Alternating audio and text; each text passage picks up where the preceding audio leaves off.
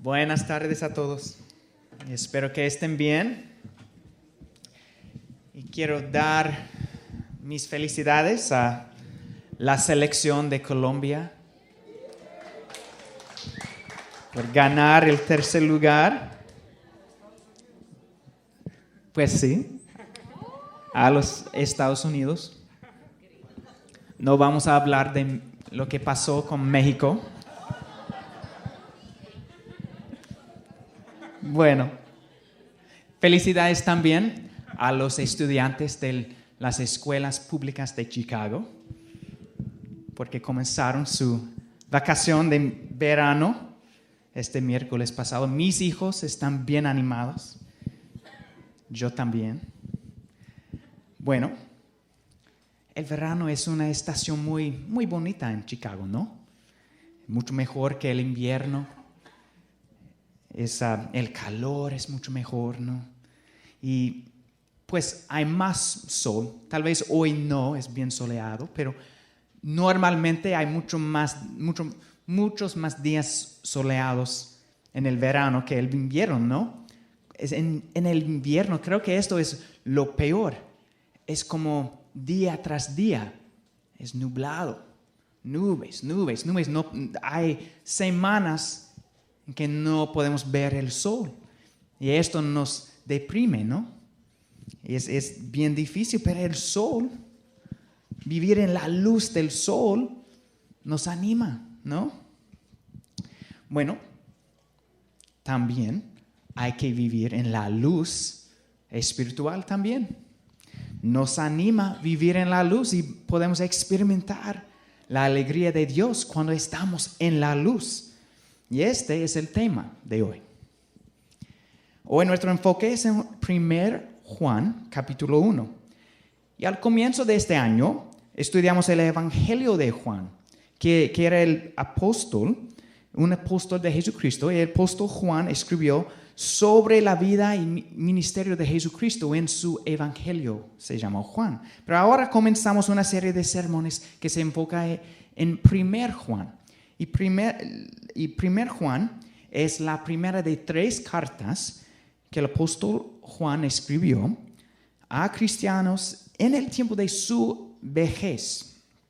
Fue un viejito en esta época. Y lo escribió para conectarles a los cristianos, a los nuevos cristianos, a las raíces de su fe y para asegurarles cuál es la esencia de ser un seguidor de Cristo y que todas estas enseñanzas pasen de generación en generaciones. Y el gran tema de 1 Juan es el amor. Mejor decir, tener lazos de amor con Dios y con nuestro prójimo. ¿Podrías resumir el tema de 1 Juan? Por decir, lo único que necesitas es el amor. En las 70s, tal vez conocen de la banda inglesa, se llama los Beatles. Ellos tenían una canción muy popular que se llama All You Need Is Love. All You Need Is Love. Dun, da, da, da, da. ¿Conocen esta canción, tal vez? Significa lo único que necesitas es el amor. Tenemos una foto de los Beatles, creo que sí. Sam Jr., no sé si puede poner esa foto de los Beatles. Bueno, fue el tiempo de los hippies. En esa época, cuando muchas personas, especialmente los jóvenes, creyeron que una gran ola de amor pasaría sobre toda la humanidad y que habría paz y armonía para todos. Y que el poder de la flor vencería a todos los ejércitos del mundo. Incluso vencería todo el odio y toda la injusticia en el mundo. Y en ciertos aspectos el apóstol Juan tenía un mensaje similar para su audiencia original y para nosotros hoy en día. Pero el sueño de los Beatles y los hippies de esa generación fallaron. Las guerras continuaban como antes y aprendieron los hippies, los jóvenes, que el odio y la injusticia no se rendiría tan fácilmente. Sin embargo, el apóstol Juan nos enseña en esta carta profundo y sencilla que es el amor lo que necesitamos, pero nos enseña qué tipo de amor necesitamos verdaderamente y cómo conseguirlo, no solamente con una flor.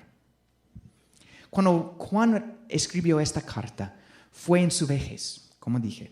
Así que la escribió como alguien que sabe que no tiene mucho tiempo y por eso no quiere gastar tiempo con un saludo grande o platicando o siendo muy educado. Juan se mete directamente al tema, casi sin preámbulo. Comienza la carta así. 1 Juan capítulo 1, verso 1. Lo que ha sido desde el principio, lo que hemos oído, lo que hemos visto con nuestros propios ojos, lo que hemos contemplado, lo que hemos tocado con las manos. Esto les anunciamos respecto al Verbo, que es vida. Esta vida se manifestó. Nosotros la hemos visto y damos testimonio de ella y les anunciamos a ustedes la vida eterna que estaba con el Padre y que se nos ha manifestado. Les anunciamos lo que hemos visto y oído, para que también ustedes tengan comunión con nosotros. Y nuestra comunión es con el Padre y con su Hijo Jesucristo. Les escribimos estas cosas para que nuestra alegría sea completa. Durante su vida, Juan vio muchos cambios. Todos los demás de los apóstoles y la mayoría de los testigos oculares de la vida de Cristo ya habían muerto cuando Juan escribió esta carta. Cuando Cristo resucitó, sus seguidores fueron principalmente judíos. Al comienzo de la historia de la iglesia, los apóstoles y otros seguidores de Cristo se extendieron a través del Imperio Romano, principalmente para testificar las buenas noticias de Jesucristo a los judíos, las comunidades judaicas que fueron establecidas en cada ciudad y cada pueblo en el Imperio Romano. Este proceso se aceleró cuando los romanos quitaron a los judíos de Jerusalén y su tierra histórica. Después de una guerra entre los judíos y el Imperio Romano, Imperio Romano prohibió que los judíos vivieran así y así los judíos viajaron o migraron a todos los demás del Imperio Romano y así el Evangelio pasó con ellos. Pero la gran sorpresa a todos los apóstoles fue que en las siguientes décadas las buenas noticias de Jesucristo atraían exageradamente a los griegos y a otros gentiles a través del Imperio Romano y fuera del imperio. Al final de la vida de Juan, la gran mayoría de la iglesia de Cristo estaba formada de gentiles, no de judíos. Así fue un gran cambio durante la vida de Juan. Así que la gran mayoría de la audiencia original de esta carta de 1 Juan no tenía un lazo directo a Jesucristo y su ministerio. Hablaban lenguajes diferentes de Cristo. Tenían trasfondos culturales diferentes de Cristo y sus apóstoles. Y vivían en ciudades muy lejos y diferentes del local donde Cristo ministró. Para ellos, Cristo fue un concepto abstracto, no una persona conocida personalmente. Además, la mayoría de la gente que recibió esta carta de Juan vino de una perspectiva griega, en su mentalidad, en sus asunciones religiosas. En la filosofía griega, el concepto de Dios o los dioses era un concepto abstracto o místico. Y tenían la idea que Dios y las cosas de Dios existían aparte del mundo material en que vivimos. Para ellos fue difícil abrazar la idea que Dios se convirtió en un humano y que podemos tener una relación íntima con Él. Es decir, una relación personal. Dándose cuenta de esta realidad, Juan se mete directamente en estas cuestiones, diciendo lo que ha sido desde el principio, lo que hemos oído, lo que hemos visto con nuestros propios ojos, lo que hemos contemplado, lo que hemos tocado con las manos. Esto les anunciamos respecto al verbo que es vida. Y recuerden esa palabra verbo. Es la palabra, es el título que Juan dio a Jesucristo en el primer capítulo del Evangelio de Juan. Y nótense las palabras de Juan en estos primeros versos de 1 Juan. Las palabras que Juan usa son oído, visto con nuestros propios ojos, contemplado, tocado con las manos. Son palabras concretas, palabras del mundo físico. Juan quiere hacer claro desde el principio de su carta que las historias y enseñanzas que los cristianos han recibido de los apóstoles eran reales, físicas, historias concretas sobre una persona real. ¿Quién es Jesucristo? La realidad que el apóstol Juan quiere comunicar es que la base del amor es quien nos da la vida en plenitud. La fundación del amor es que termina nuestro aislamiento y es quien nos conecta con Dios y con otras personas. Esa base es un Dios personal, un Dios encarnado, un Dios concreto que podemos tocar, quien vino al mundo en un lugar particular, un tiempo específico. Así que si vamos a experimentar todos los beneficios de ser parte del reino de Dios, de ser príncipes y princesas en el reino de Dios, si vamos a experimentar la vida verdadera que anhelamos en la profundidad de nuestro ser, hay que abrazar la idea que nuestra fe no es fundada en una abstracción, está fundada en una persona concreta.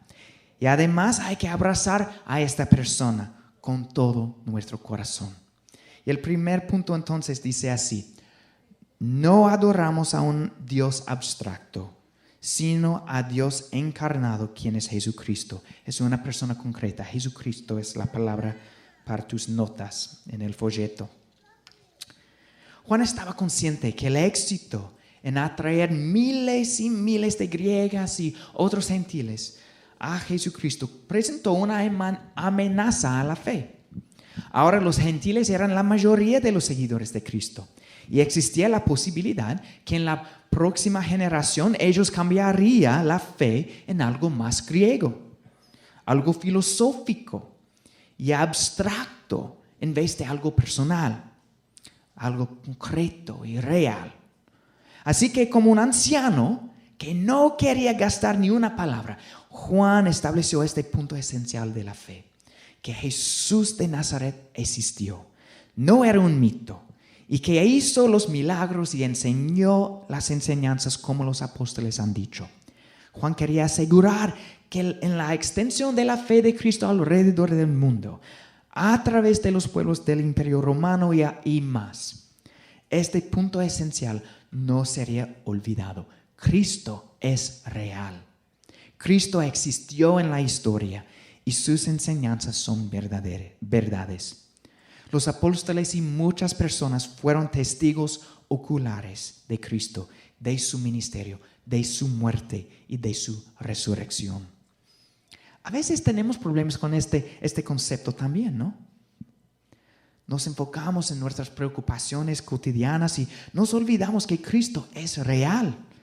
Olvidamos que Él está presente con nosotros y que tenemos acceso a Él todo el tiempo. Y tratamos a la fe como religión rutinaria. Vamos a la iglesia porque es algo que nuestra familia hace. Es una tradición. Apreciamos las enseñanzas de Cristo y sus apóstoles como buenas lecciones morales.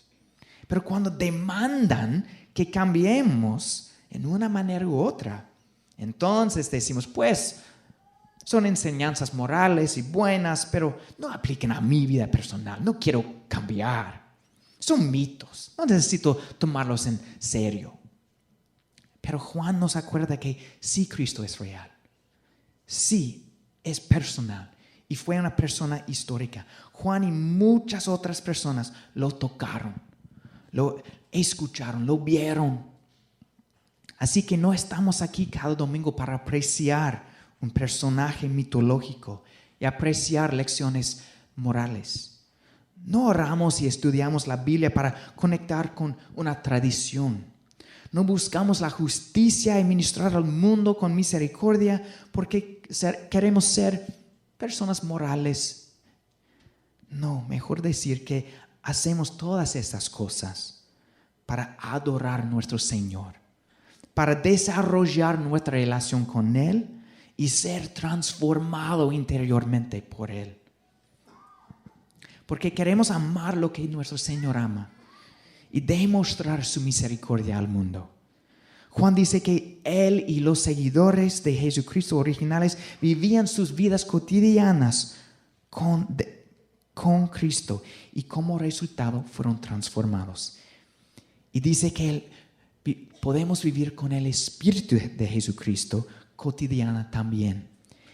Es un espíritu personal, concreto e interactivo para nosotros. Y como resultado seremos transformados.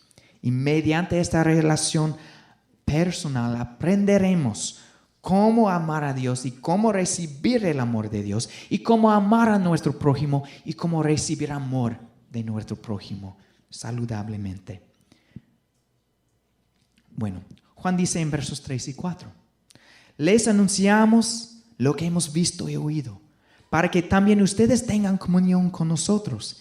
Y nuestra comunión es con el Padre y con su Hijo Jesucristo. Les escribimos estas cosas para que nuestra alegría sea completa. Es verso 3 y verso 4.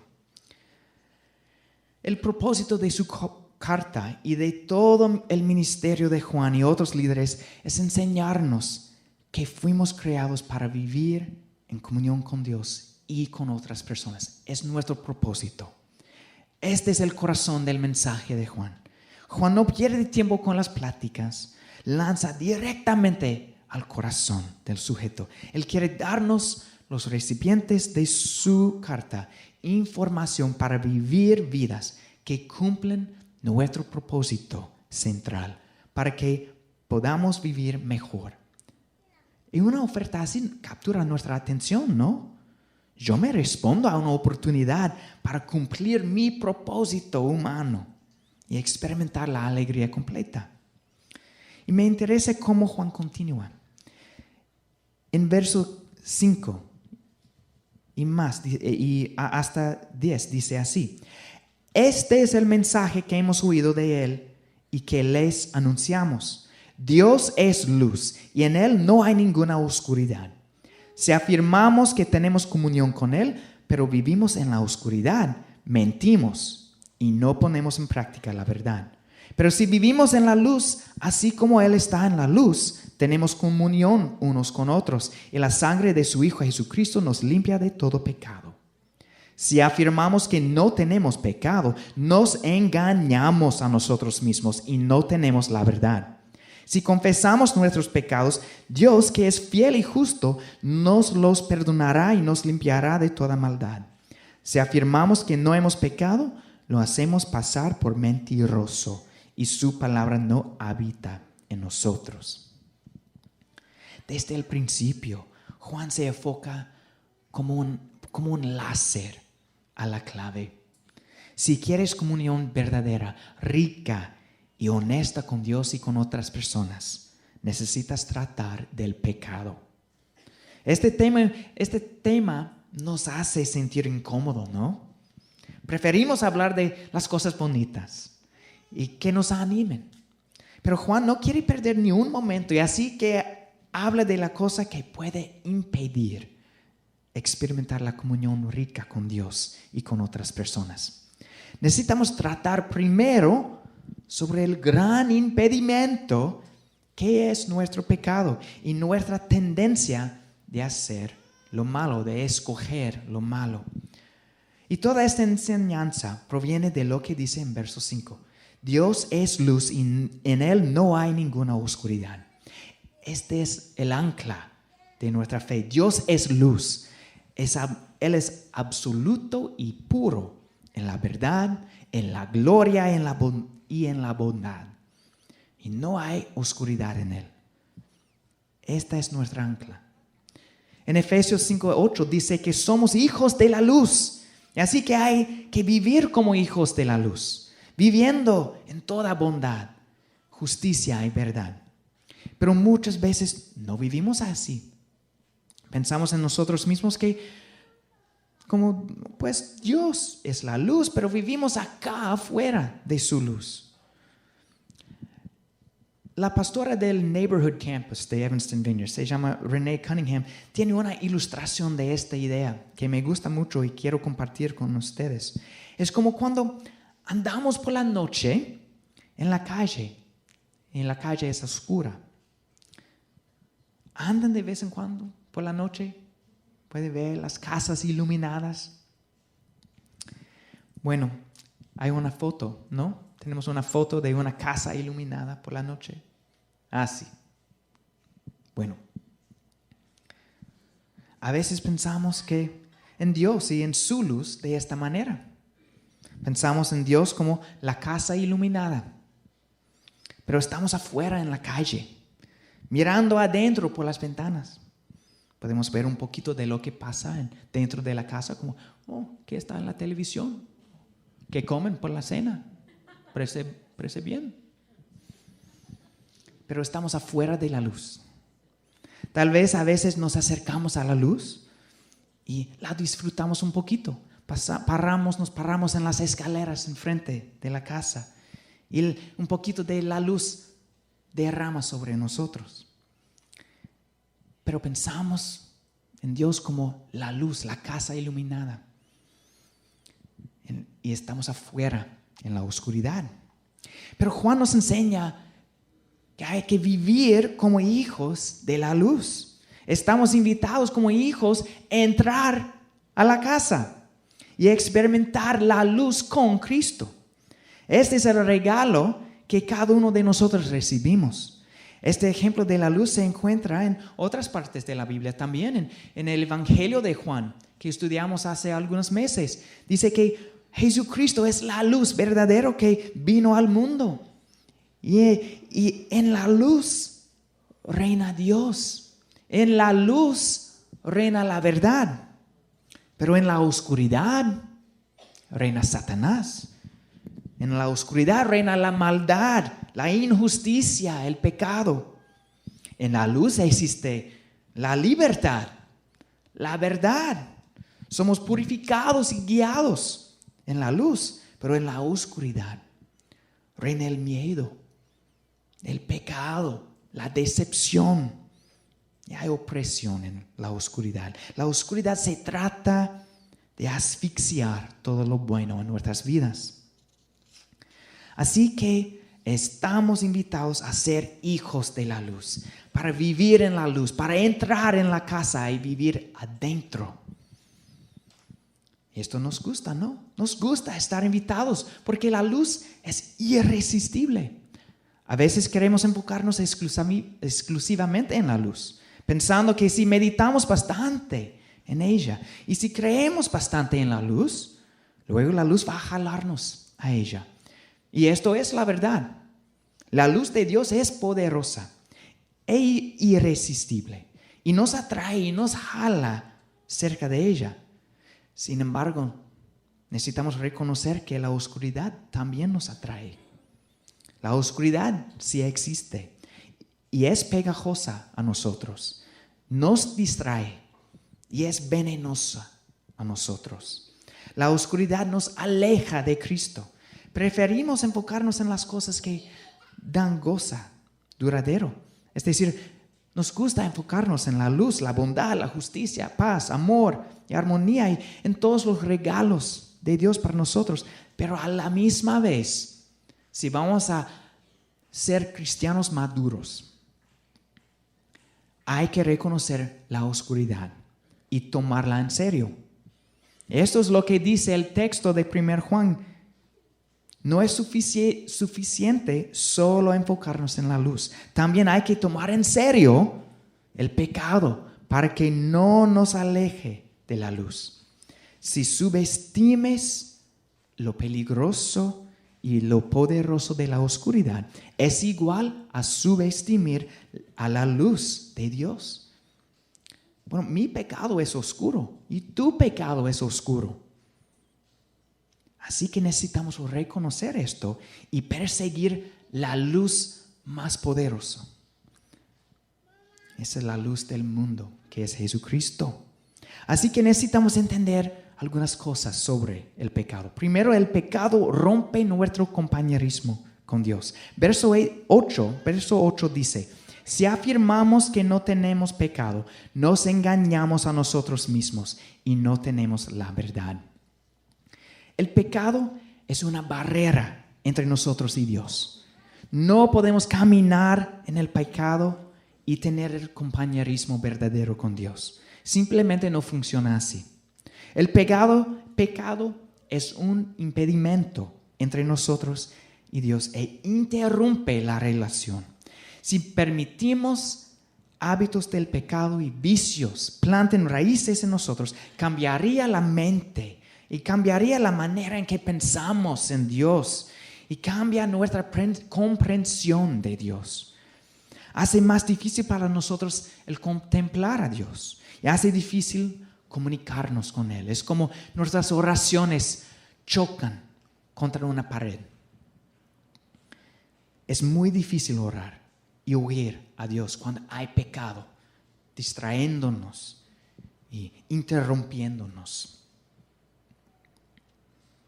Cuando hay patrones de pecado en la vida, cambia nuestra capacidad de oír, distorsiona nuestra perspectiva, nuestra manera de ver el mundo y nuestra comprensión del poder de Dios en el mundo y en nuestras vidas.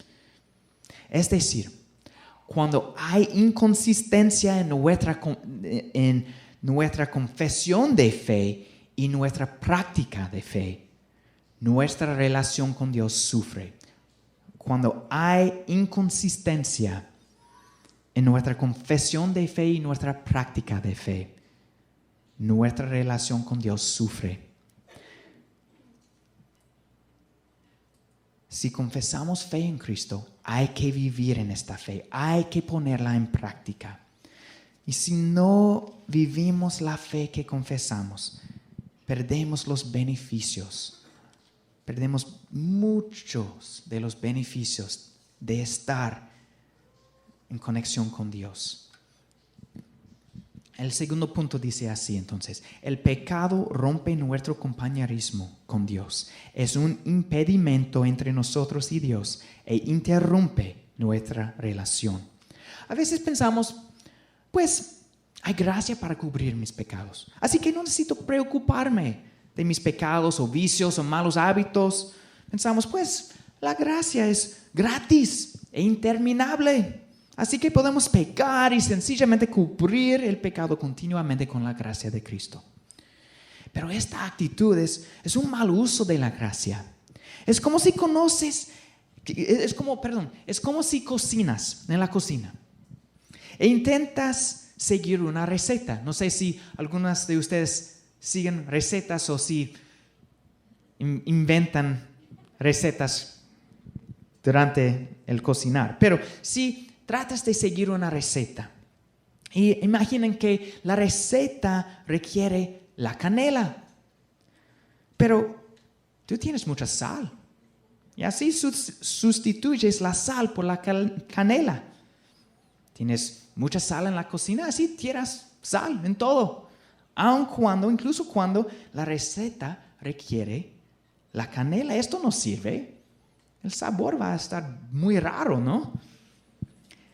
Bueno, la gracia es el favor inmerecido de Dios. Es cuando Dios te da favor y te bendice y te da un regalo que no ganaste por tus propios esfuerzos y que no tienes la capacidad de ganar. Este es diferente que el perdón. El usar la gracia para cubrir el pecado es como usar un curita para cubrir una infección. Sí, la gracia cubre el pecado, pero no lo resuelve. No es igual a obtener el perdón que necesitas para tratar el pecado. Todavía necesitas buscar el perdón y arrepentirte. Es decir, alejarte del pecado, del patrón malo. Cuando intentas sustituir la gracia por el perdón, no obtienes el perdón que necesitas para ser sano interiormente. Es como utilizar la sal en lugar de la canela cuando cocinas. No sirve. A veces pensamos en la gracia como es una muestra gratuita que dan en los supermercados. Es gratis y puedes pasar una y otra vez para comer una galletita con queso y pasa otra vez y comer otra galletita con queso. Y es la verdad que la gracia es un regalo que Dios nos da mediante Jesucristo. Es gratis para nosotros. No necesitamos ganar este regalo por nuestros esfuerzos. Pero todavía hay un costo para la gracia. Es gratis, pero hay un costo. El costo a Jesucristo fue tremendo. Y también hay un costo a nosotros, porque cuando recibimos la gracia gratuitamente, nos llama a una relación más profunda con Dios. Es decir, que nos llama a alejarnos de nuestros malos hábitos, de nuestras mentalidades pecaminosas. Recibir la gracia requiere que cambiemos.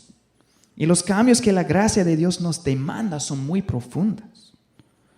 Nos llama a alejarnos de la oscuridad para que vivamos en la luz. A la misma vez el pecado nos engaña y nos impide que veamos la verdad. Dice en verso 8 y 10 de Juan 1, primero Juan 1. Dice así: si afirmamos que no tenemos pecado, nos engañamos a nosotros mismos y no tenemos la verdad. Si afirmamos que no hemos pecado, lo hacemos pasar por mentiroso y su palabra no habita en nosotros. Todo se distorsiona en la oscuridad. Cuando estamos en la oscuridad podemos comenzar a pensar que no estamos pecando realmente. Si andas en la oscuridad, se vuelve fácil minimizar los pecados. Podemos minimizar nuestros pecados en nuestras mentes. Tan así que nos persuadimos que no pecamos, aunque estamos pecando. Pero la verdad es que todo el mundo peca. Yo peco, tú pecas. En alguna manera u otra, todos nosotros pecamos y todos nosotros luchamos con una forma del pecado cada día. Cada día hay una guerra dentro de nosotros entre la oscuridad y la luz. Y esta es nuestra realidad como humanos, como seres humanos. Pero el pecado realmente nos causa problemas cuando no lo nombramos, cuando lo escondemos. Porque luego el pecado nos impide vivir en la verdad. Si no reconocemos la presencia y realidad del pecado, entonces perdemos la verdad. No vivimos vidas honestas. Nos engañamos y estamos prevenidos de vivir en la luz y vivir con integridad. Y todo esto impide nuestra relación con Dios. Cuando negamos que hemos pecado, negamos la naturaleza santa y perdonadora de Dios, quien murió para quitarnos del pecado. Porque si crees que no has pecado, luego no necesitas un Salvador. Un Salvador no es necesario. Esta mentalidad te causa acercarte a Dios incorrectamente y nos causa pensar en Dios incorrectamente. Así que hay que ser honestos sobre nuestro pecado y nombrarlo para que podamos buscar el perdón y caminar en la luz. Este es el tercer punto. El pecado nos engaña y nos impide que vivamos en la verdad. Vivamos es la palabra para el espacio. Hay que ser honestos sobre nuestro pecado y nombrarlo para que podamos buscar el perdón y caminar en la luz. Tal vez conectamos con Dios en varias áreas de la vida y caminamos por fe, pero todavía existe una área de pecado que no hemos abordado. Quizás hemos tratado de ignorarlo, o hemos tratado de ese pecado en el pasado y deseamos seguir adelante y no pensar más en él. Pero Dios no nos permite ignorarlo para siempre. Dios a menudo toca al tema hasta que lo enfrentamos otra vez y excavamos más profundo. En esos momentos hay que enfrentarlo otra vez y pedir perdón. Y luego hacer el trabajo difícil del arrepentimiento, alejándonos del pecado y del vicio del patrón. Probablemente esto significa el pedir ayuda de hermanos o hermanas cristianos. O tal vez toque hablar sobre el asunto con la esposa o el marido. O con un pariente confiable, o un amigo o un pastor. Probablemente significa que necesitaremos hacer algunos cambios a nuestro estilo de vida para ayudarnos a evitar el pecado en el futuro y mantenerlos comprometidos a la luz. En este tipo de caso, nos caminamos parcialmente en la luz, pero Dios quiere que caminamos completamente en la luz. Dios quiere que experimentamos más y más de su bendición y no quiere que perdemos parte. Dios quiere que tenemos toda la bendición, toda la maravilla, todo el gozo y la alegría de estar con Él. Quiere que caminamos completamente en la luz y que estemos conectados más profundamente con su Espíritu. El pecado nos impide entrar a la casa iluminada de Dios. Nos deja fuera de la oscuridad. Nos engaña e impide nuestra relación con Dios. Confunde todo y divide nuestra lealtad. Sin embargo, Dios todavía quiere estar en relación con nosotros. Todavía Dios nos invita a que dejemos la oscuridad y quiere que entremos a la casa iluminada. Cristo nos invita a la luz. Dice en verso 9, si confesamos nuestros pecados, Dios, que es fiel y justo, nos los perdonará y nos limpiará de toda maldad. Dios es fiel y justo y bondadoso a nosotros. Cuando nos perdona, Él literalmente nos libera de la trampa del pecado. Nos libera como un animal atrapado. Dios nos purifica y nos quita la mancha de nuestros errores del pasado. Todo comienza con la confesión. Es como tener una mancha mala en la camisa. Como comes en un restaurante italiano y que comes algo con esa salsa marinera. Y esa salsa bien roja salpica en la camisa y tratas de cubrirlo con la chaqueta. Algo así. Algo pasó a mí en un almuerzo con clientes de mi otro trabajo. Una vez salpiqué salsa en mi camisa y traté de cubrirlo con mi corbata. Y toda la reunión después pensaba mucho en esa mancha, tratando de esconderlo. Bueno, Dios dice, voy a limpiar a la mancha y borraré completamente esta mancha para que nunca jamás necesites esconderla. El cuarto punto dice así: si confesamos nuestros pecados, Dios, que es fiel y justo, nos los perdonará y nos limpiará de toda maldad. Si confesamos nuestros pecados, Dios nos perdonará. Cuando confesamos nuestros pecados, experimentamos cómo es Dios. Y la confesión no es simplemente la expresión del pecado para aliviarnos del cargado emocional. Mejor decir, es el acto que quita la barrera que nos ha impedido conectar con Dios. Cuando hay pecado en nuestras vidas es como una cortina entre nosotros y Dios. Podemos oír a Dios un poquito, pero el sonido es amortiguado. Podemos ver a Dios parcialmente, pero la visión es distorsionada. Pero la confesión quita la cortina para que podamos oír y ver y conectar y estar en comunión con Dios sin interrupción. Y Dios nos ha dado un buen vehículo para ayudarnos a practicar la confesión. El buen vehículo es nosotros mismos, es la iglesia. Y tenemos oportunidades para ti. Cada domingo, después del servicio, pasar al frente, orar con un equipo de administración, orar con un pastor o una pastora. Tenemos grupos, un grupo de hombres que se reúne cada domingo antes del servicio a las 9:30, donde puedes hablar de tus luchas, recibir perdón y recibir ayuda y apoyo en el cambio, en cambiar la manera de vivir, para que puedas vivir en la luz, para que podamos juntos vivir dentro de la casa iluminada y no afuera.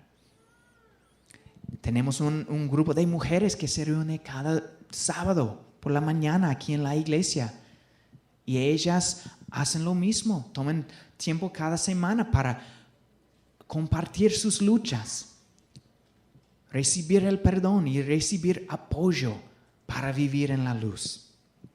Y a veces es bien difícil, no queremos hablar de nuestros pecados. No, nuestro impulso natural es esconder cosas así. Pero Cristo dice, hay de qué vivir en la luz. Cristo es la luz y quiere brillar en cada corazón, cada rincón de tu corazón. Y no es como cuando aceptas a Cristo, que confiesas tus pecados una vez y ya no pecas más. No es la realidad. Juan dice que no es la realidad. Dice que si decimos que no pecamos, nos engañamos. Así hay que continuamente permitir a la luz de Cristo brillar en el corazón.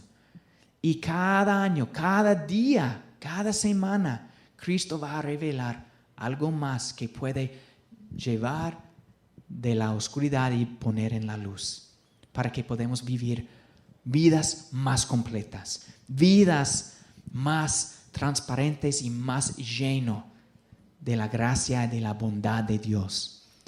Así que no hay la idea que un día vas a llegar y no vas a pecar más. Porque aun si tratas de muchos pecados, siempre hay algo más que puede poner en la luz, ¿no?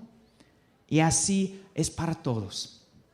Bueno, vamos a terminar, es la hora. Pero vamos a tener un tiempo aquí enfrente. Si quieres poner tu vida en la luz, tal vez ha estado en iglesias de vez en cuando para toda la vida, pero es como bailar afuera de la casa iluminada. Y nunca has tomado el paso de ponerte en la luz.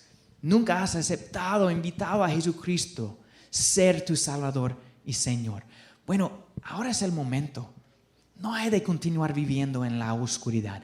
Hay que vivir en la luz. Hay que entrar en la casa iluminada y experimentar el calor, el amor caluroso de Dios. Experimentar la alimentación de Dios. Vivir en la luz. Vivir en la alegría de Dios. Hay que tomar el paso. Y así, si quieres aceptar a Cristo como Señor y Salvador, quieres vivir en la luz para la primera vez, vamos a estar aquí enfrente para orar contigo y acompañarte en esta decisión. Pero si estás un cristiano y sabes que hay algo que he ignorado, hay algo en el corazón y Cristo no va a permitirme continuar con esta cosa en el corazón. Estaremos aquí enfrente para orar contigo, ¿ok? Y hay que confesar y nombrar el pecado, confesarlo, arrepentirte y buscar ayuda de tus hermanos y hermanas de la iglesia para que podamos juntos caminar en la luz.